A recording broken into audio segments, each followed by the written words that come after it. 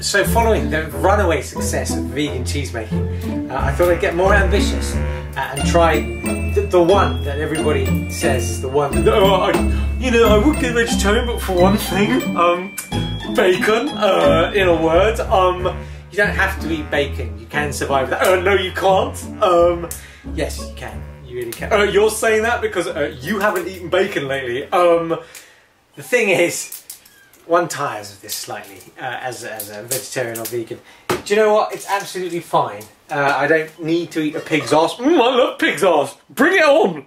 Well done, you. But if you don't want to eat a pig's arse, I think there are other ways. Now, you can buy in shops fruit fly papers, which I might do. You can also buy fake bacon, right? You can buy rashers of stuff and you sort of fry it and you chew slightly morosely through it because it's not really quite good enough.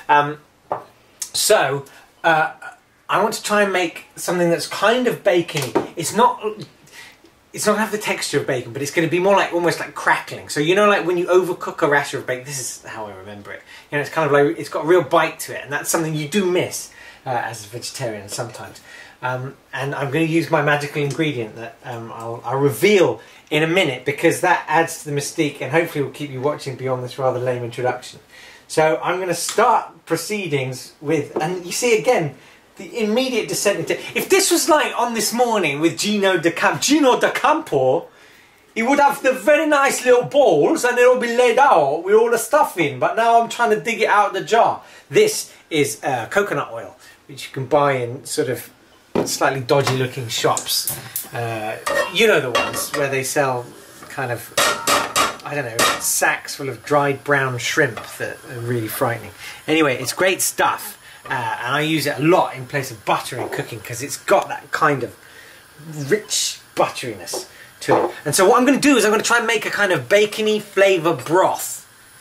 That's how I'm going to start. And this is an experiment. I don't know what I'm doing. How thrilling. So I'm going to start with some spices, right? Because that sounds impressive. I'm going to put in, where is it? Can't find it. Here it is. Some cumin or cumin. Don't be like that. There's no need. I'm not going to put in too much because I find things end up just tasting of it. You know, that's all. It's a very dominating spice, isn't it? I can't remember what it tastes of, but I did something like this once and it came out quite well. I'm going to put in some turmeric just because I don't really know what turmeric is. I don't know the point of it other than staining your worktops.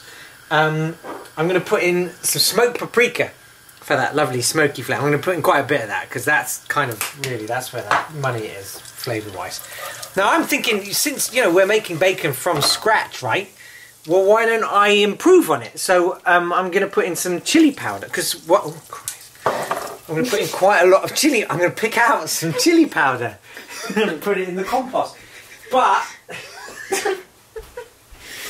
come on, it'll be fine. And I'm going to use some onion granules, covering up the. It's Asda. It's just they absorb the damp really well, and the top doesn't go back on. So if you have a problem with damp in your house, onion granules are a great solution to the. It's completely solid. All right, I'm going to pull out some onion granules. Hopefully that will give it a little sort of depth, you know, flavour. And because I'm a total hippie, it wouldn't be right if I didn't put some garlic in there, you know, just to give it that too. What is? Oh, there we go. So shush, everything's fine. So I'm going to sort of just fry those, and it smells. All right, doesn't really smell like bacon. I'm going to put in a little bit of fish-free Worcester sauce and pretend I know what I'm doing some more. This stuff is great. This is liquid smoke, and you can buy it in shops, and it tastes smoky, but you have to take the seal off first, otherwise you look like an idiot. Fortunately, I will never look like an idiot. And because you people bang on about it, particularly Americans, maple syrup in the bacon. See, imagine if you could do that. You can't do that with your fancy pants, stupid, bloody pig. Oh, I love pig's arse. Delicious. Yum, yum, yum. And now that smells quite good, actually.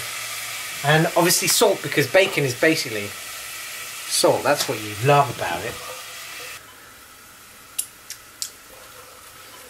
It's quite nice. It's quite sweet. You know, there's a good kick of chili in it. Surprisingly. Okay, what the heck? I'm gonna do this. I'm gonna boil some water, which I meant to do before and I didn't. And this is the magic ingredient. This tapioca, pearl tapioca, which if you, I don't know, went to some kind of rubbish school in the 50s, you'll know it makes a pudding that tastes like frog spawn. I haven't really bothered with that, but I've discovered it has slightly magical properties. So what I'm going to do is put this in and see what, but I don't really know what kind of amount to put in, but I need to put it in, so I'm going to put it in. So in goes my tapioca. I need a bigger hole. I'm going to let all of that kind of boil. I had this brainwave ages ago. I've been trying to do this now for, I can't remember when I did the vegan cheese thing. It was probably like January, just October. Okay, I've been trying to do it for maybe November. 7 or 8 months, and it's taken until now. And I bought. Has it expired?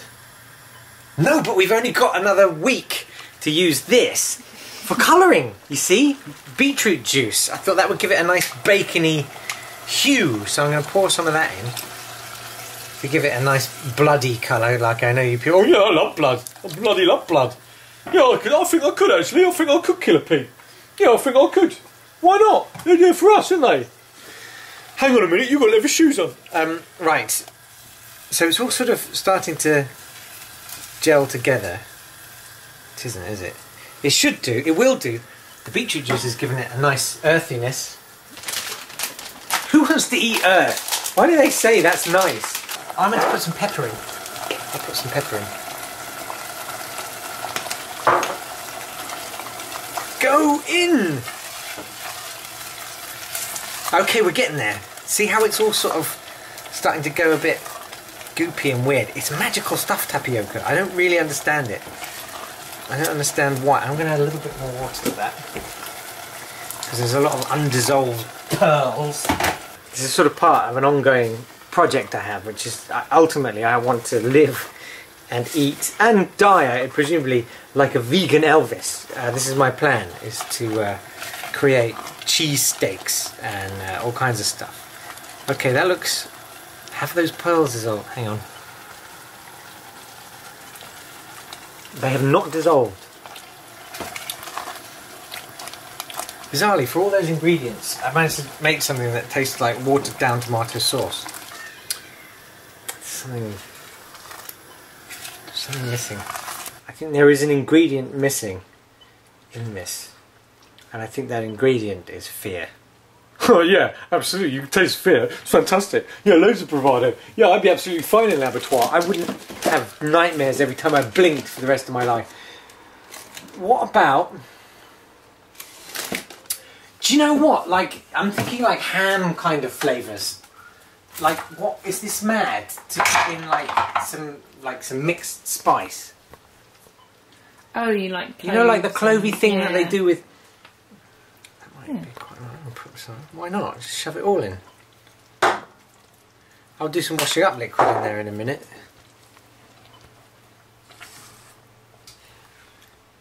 That's not bad, you know. I think the mixed spices balanced it out. What am I talking about? But truly, it's got a nice kind of fullness to it now. That's your mum. I am troubled by the undissolved tapioca. I don't know if I should put more water in to make it all dissolve. I don't know if I should stop being such a perfectionist. I don't know if I should... Are they chewy or...? They're okay, like they sort of, you can get through them. Actually no, they're kind of all soft now. What I might do is just leave that to stand for a little while. And let it coagulate. Like the blood of a... Oh, I love pig's blood. I love it. Yeah, I'll slip there, folks. You're all idiots. But, you know, I love you in a sort of pitying way. Okay, step 2 is coming up.